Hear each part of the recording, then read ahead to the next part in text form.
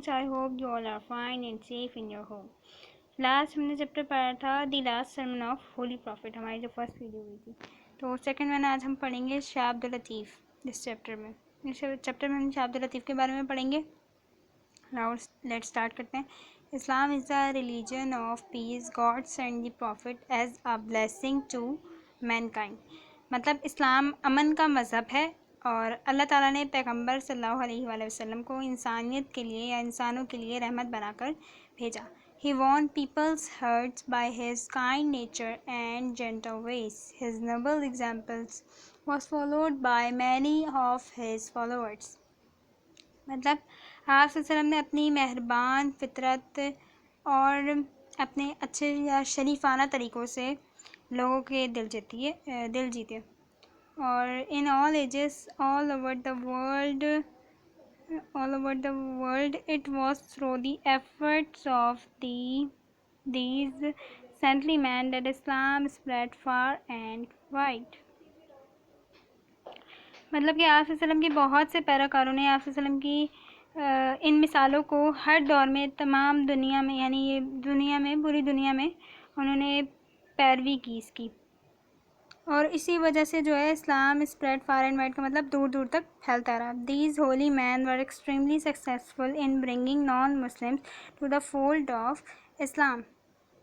और यही जो नेक लोग थे उनकी वजह से जो इस्लाम है वो बहुत ज़्यादा कामयाब रहा और वो गैर मुस्लिम यानी इस पर काबू ना पा सके। In every part of our country there are shrines of such saint. मतलब हमारे मुल्क के हर हिस्से में ऐसे सूफिया हैं। सूफिया कहते हैं नेक आदमी को, यानी सेंट्स का मतलब यहाँ पे हम ये जो है सेंट्स इसका मतलब हम यहाँ पे सूफ़ी भी ले सकते हैं और यहाँ पे हम नेक आदमी भी ले सकते हैं। तो इनके बहुत सारे मज़ारात मौजूद हैं। अब क्या लाहौर में हमारे पास है दाता गंज बख्श का, इन लाहौर आर द शेराइंस ऑफ दाता गंज बख्श का, मियाँ मीर साहब का। और बाबा फ़रीद का पाकपतन में बाबा फ़रीद जो है वो पाकपतन में रहते थे और इनका इंतकाल भी वहीं हुआ था। उसके बाद in Multan in the shrines of हमारे पास मुल्तान में गौस बाहुद्दीन का मज़ार है। और Peshawar Quetta in Quetta and in countless other towns and cities there are the tombs of these men of God. मतलब पेशावर कोयटा और लातादाद दूसरे शहरों और कब्ज़ों में अल्लाह ताला के ऐसे बंदों के मज़ार हैं। उसके बाद हमारे पास in Sindh are the tombs of two great saints. हमारे पास सिंध में दो अजीम सूफिया सेंट्स या नेक आदमी हैं। एक तो शाह अब्दुल लतीफ़ हो गए and second one is Qalandar Lal Shahbaz. Now the great saint Shah Abdul Latif who is lovingly called Lal Latif by his devotees.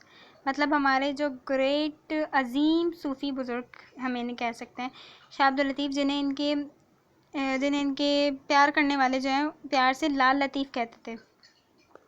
उसके बाद एक छोटे से गांव में ये वॉज बोर्न इन 1102 हिजरा in small village called Halaveli. छोटे से गांव में पैदा हुए जिसका नाम हालावेली था 1102 हिजरी में। The good Mughal empire Aurangzeb then rule the country. उस टाइम जो है एक अच्छा या नेक मुगल शहंशाह औरंगजेब की हुकूमत थी। Shah Abdul Latif and sister migrated to Sindh during the days of Tamerlane. अब शाह अब्दुल लतीफ़ के जो आबाओ अजदाद थे वो उस टाइम नहीं अमीर तैमूर के ज़माने से वो ज़माने में हिजरत करके आए थे, सिंध आए थे। उसके बाद दे हैड कम फ्रॉम हिजरात, वो हिजरात से आए थे। Sindh was then a centre of Muslim culture and Shah Abdul Latif and sister liked it so much that they decided to make it their home. मतलब शाह अब्दुल वो हिरात से आए थे यानी हिजरात से।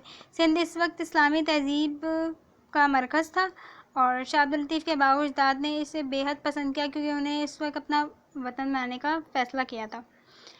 लेकिन किसी को भी इनका नाम मालूम नहीं था क्योंकि और ना ही तफसीलात वगैरह मालूम थी इनके बारे में। अब हमारे पास क्या है, but no one would have remembered their names और लर्न अबाउट दैम, यानी कोई भी इनके बारे में ज़्यादा तफसीलात नहीं जानता था। इफ़ मैनी सेंचुरीज़, लेकिन बहुत सी सदियों के बाद, नेक्स्ट पेज है, बहुत सी सदियों के बाद one of their descendants Syed Habib Shah had not been blessed with a son who grew up to be saint Lal Latif. बहुत सदियों के बाद इनकी नस्ल में एक ऐसा सैयद हबीब शाह के यहाँ बेटा पैदा हुआ जो बड़ा होकर सूफ़ी लाल लतीफ़ कहलाया। मतलब ये शाह अब्दुल लतीफ़ की बात हो रही है। Shah Latif had a very sensitive mind, his heart was soon fill the love of God. यहाँ पे उनकी करैक्टर की बात हो रही है, उनका नेचर कैसा था। तो क्या बताया है कि शाह लतीफ़ बहुत एहसास दिल रखते थे, उनका दिल कमज़ोरी में अल्लाह ताला की मोहब्बत की तरफ रुजू हो गया था। The beauty of nature aroused his feeling strongly while he was only a boy. He started composing poetry. He was also keen on acquiring knowledge and he grew up to be a scholar of Arabic and Persian. तो फितरत की खूबसूरती ने आपके एहसास को बहुत तेज़ी से उभारा था, यानी इनको नेचर जो है वो बहुत ज़्यादा पसंद था। और जबकि आप ऐसे लड़के थे जो आपने लड़के अभी यानी छोटे ही थे कि इन्होंने पोइट्री लिखना स्टार्ट कर दी थी। और इनको पढ़ने का भी बहुत शौक़ था, यानी इल्म हासिल करने का, नई नई चीज़ें पढ़ने का भी बहुत ज़्यादा शौक़ था। और इन्होंने बड़े होकर अरबी और फ़ारसी में बहुत बड़े ये आलिम बने, स्कॉलर इन्होंने हासिल की। व्हेन ही वाज 20, जब वो 20 साल के हुए तो आपकी एक शरीफ और नेक खातून से शादी हो गई। उसके बाद आपने अपनी बीवी से बहुत ज़्यादा हुस्न सलूक से पेश आए और कई साल तक अपने घर पर रहे, यानी ये and lived at home for many years. कई साल तक अपने घर में रहे। His heart however turned more and more towards religion and devotion and he felt restless in living a normal domestic life. अब इनका दिल जो है ज़्यादा से ज़्यादा अल्लाह ताला की तरफ और मज़हब की तरफ बढ़ता जा रहा था। और ये कैसे गुजारते थे ज़िंदगी, यानी आम तरीके से ज़िंदगी गुजारते थे, घर में रहते थे, इस्लामी तरीके से ज़िंदगी गुजारते थे। So when his father died, Shah Latif left his home and went to live on a mount at some distance from his village. A mound of sand is called Bhit in Sindhi. अब जब इनके वालिद का इंतकाल हो गया तो शाह अब्दुल लतीफ़ ने अपना घर छोड़ दिया और अपने गांव से कुछ फासले पर एक टीला कह सकते हैं हम कि वो था जहाँ ये रहने चले गए। और रेत के टीले को सिंधी में इनके यानी इस टीले को हम जो है वो भिट कह सकते हैं। Due to the fact that he lived on his mouth for the rest of his life, Shah Latif came to known as the saint of Bhit. To this days he is famous all over the world, all over the country as Shah Abdul Latif Bhittai और Shah Abdul Latif of the mount. मतलब जब इन्होंने इस बिना पर उन्होंने अपनी बाकी ज़िंदगी उसी जगह पर उसी टीले पर गुजारी, तो ये शाह अब्दुल लतीफ़ जो है वो भिट के सेंट ऑफ भिट, मतलब भिट के बुज़ुर्ग कहलाए या भिट के सूफ़ी कहलाए, इस नाम से वो मशहूर हो गया। आज भी वो मुल्क भर में शाह अब्दुल लतीफ़ भिटाई, इसलिए उनका नाम भटाई शाह अब्दुल लतीफ़ भिटाई के नाम से उनका नाम मशहूर है। उसके बाद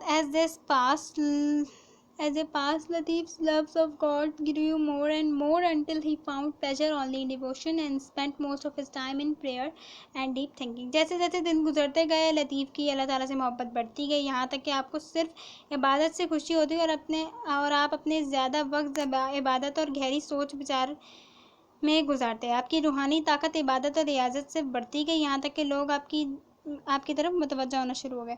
His spiritual power grew strong with prayer and devotion so much so that people attracted towards him, यानी इनकी तरफ मुतवज्जा होने लगे। Anyone who came to him was strongly impressed by his gentle ways and his followers increased day by day. Close to the mount on which Lal Latif came to live his natural lake, his poetry nature loved the calm atmosphere. He would spend much of his time staying on the bank of his lake. अब आपके पास जो कोई भी आपसे इनके पास आता था तो वो आपके शरीफाना तरीक़ों से अब बहुत ज़्यादा मुतासिर होता था। और वो जो है दिन ब दिन इनके जो पैरोकार कह सकते हैं, इनको अच्छा मानने वाले वो जो है बढ़ते जा रहे थे। अब उसके बाद इनके टीले के करीब ही जिस पर लाल लतीफ़ रहने लगे थे, वहाँ एक कुदरती झील थी बहुत अच्छी सी। तो वहाँ पे ये अपना ज़्यादातर वक्त उस झील के किनारे बैठकर गुजारते थे। और ही प्रेड टू, वहाँ पे अपना टाइम गुजारते थे। ही प्रेड टू, और वो वहाँ पर अल्लाह ताला की इबादत करते थे। और and sometime compose versus in his words, और यानी कुछ कुछ टाइम वो क्या करते थे कि अल्लाह ताला की इबादत करते थे, तो शेराना अंदाज में अल्लाह ताला की तारीफ़ करते थे, अल्लाह ताला का जिक्र करते थे। Shah Latif was not only a saint and point but also musician, और वो ना तो सिर्फ एक सूफ़ी शायर थे बल्कि एक मूसीकार भी थे। और but also he found great comfort in music, उन्हें गाना गाने में बहुत सुकून मिलता था। His skill in this art enabled him to make many improvements and changes in the difficult music of his time. As in everything else, he loved simplicity in music and musical instrument. He did not agree with the idea that music should be difficult, so he made it simple. He also invented a music instrument and it called it tamburo. मतलब इन्होंने इस फ़न में इनको बहुत ज़्यादा महारत थी, इनको गाना गाने में, तो इसलिए इनको इस काबिल बना दिया कि इस वक्त की मुश्किल मौसीकी में इनका बहुत से हालात इनके तब्दील हुए बहुत ज़्यादा। हर चीज़ की तरह आपको मौसीकी और मौसीकी के आलात में सादगी पसंद थी, यानी इनको हर चीज़ में सादगी बहुत ज़्यादा पसंद थी। तो ये जो है इसका ख़याल से मुत्तफ़िक नहीं थे कि मौसीकी को मुश्किल होना चाहिए, बहुत आसान होना चाहिए, इनका ख़याल ये था। इसलिए इन्होंने जितने भी गाने लिखे या जितनी भी शायरी लिखी तो वो सब सादा ज़बान में या सादा उनको बना के लिखा। आपने मौसीकी एक सादा सा आला भी ईजाद किया, यानी इन्होंने एक कह सकते हैं कि सिंपल म्यूज़िकल इंस्ट्रूमेंट यानी जिससे गाना गा सकते थे इजी, तो वो ईजाद किया था जिसका नाम यहाँ पे तंबूरो बताया गया। Is popular all over Sindh, जो सिंध में बहुत ज़्यादा मशहूर हुआ। उसके बाद हाँ थे हम हाँ old and young plate and sing the songs to of Latif to its simple but moving tunes. यहाँ पे जो थे बहुत से जवान बूढ़े थे इसे बजाते थे और इनकी धुनों पर गीत गाते रहते थे। लतीफ़ डाइड इन 1165 हिजरा, ये डाइड हुए 1165 हिजरा में, यानी इन्होंने यहाँ इसी टीले पर उन्होंने वफ़ात पाई थी और वहीं दफन हुए। और फिर where he lived he was buried. Famous king of Sindh Ghulam Shah Kalhoro was so devoted to him that he built a shrine over his grave. Latif devotees collected his poetry and his collection came to be called the Risala of Shah Abdul Latif. He was poet of the people, so he wrote poetry in the language of the common man. This collection of his poem is so valued that it has been translated into many languages. मतलब ये कि यहाँ पे सिंध के मशहूर बादशाह गुलाम शाह कलोड़ो को आपसे निहायत मोहब्बत थी, इसलिए उन्होंने आपकी कब्र पर मकबरा तामीर करवा दिया।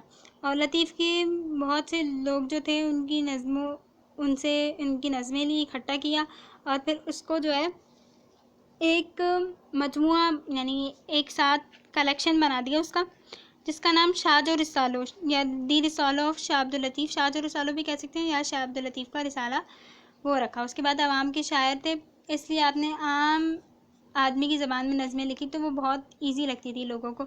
आपकी नज़मों का मजमूआ इतना आला था कि इसका कई ज़बानों में तर्जुमा हो चुका है, बहुत सारी ज़बानों में इसका तर्जुमा कर चुके हैं लोग।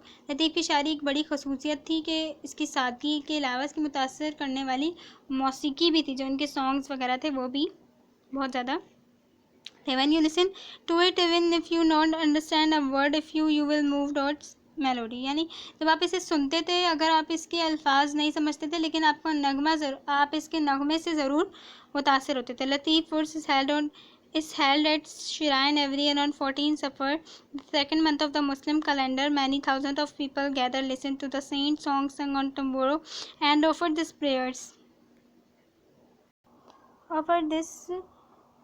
मतलब कि शाह अब्दुल लतीफ़ का उर्स जो है वो हर साल 14 सफ़र को इस्लामी कैलेंडर का जो दूसरा महीना है मनाया जाता है और बहुत सारे लोग या हज़ारों लोग वहाँ जमा होते हैं। तंबूरों पर गाने लगाए जाते हैं और सूफ़ी नगमे सुन जाते हैं और लोग जो है वहाँ पे इबादत करते हैं। Many learned men read papers that tell about Latif life, और बहुत से लोग ऐसे हैं जो इनके ज़िंदगी और शायरी से मुताल्लिक़ होते हैं तो वो पढ़ते रहते हैं। उसके बाद हमारे पास ये recently a library, a rest house and a museum have been built. The shrine itself has been rebuilt and connected with the main road. This lovely white dome representing the purity and dignity of Latif can be seen from many kilometers. अब यहाँ पे क्या है, तंबूरों पर गाए हुए सूफी, यहाँ पे कह रहे हैं हमारे पास इन प्रेजेंट में एक लाइब्रेरी है, रेस्ट हाउस, जो अजायब घर की तरह तामीर किया गया है। वहाँ पे मकबरा भी दोबारा तामीर किया गया था और इससे बड़े शायरा से मिला दिया गया। इसका प्यारा सा सफ़ेद गुंबद है जो लतीफ़ की पाकीज़गी और अज़मत की नुमाइंदगी करता है। कई किलोमीटर दूर से देखा जा सकता है, यानी दूर से आप देख लें तो आपको पता चल जाएगा। तो मैं आपको प्रेफर करूँगी कि आप, सिंध में ही है हमारे यहाँ, तो आप जाके ज़रूर इसको देखें, सर्वे करें इसकी। उसके बाद Latif message is the message of love. He believe in the brotherhood and equality of man and his pleasing God by good deeds. This according to him is the goal of life. मतलब इनका पैगाम मोहब्बत का था और वो भाईचारे, इंसानी मसावत और खुदा के नेक कामों को तलकीन करते थे और कहते कि अल्लाह ताला जो है खुश होता है नेक काम करने से। तो इस चीज़ पर वो यकीन रखते कि अल्लाह, अगर हम अच्छे काम करेंगे तो अल्लाह ताला खुश होगा, और इनके मुताबिक यही ज़िंदगी का असल मकसद है। तो आज हमने चैप्टर पूरा एंड कर लिया, हमारा चैप्टर यहाँ पे एंड हो गया। तो good bye students, take care, okay, अल्लाह हाफिज़।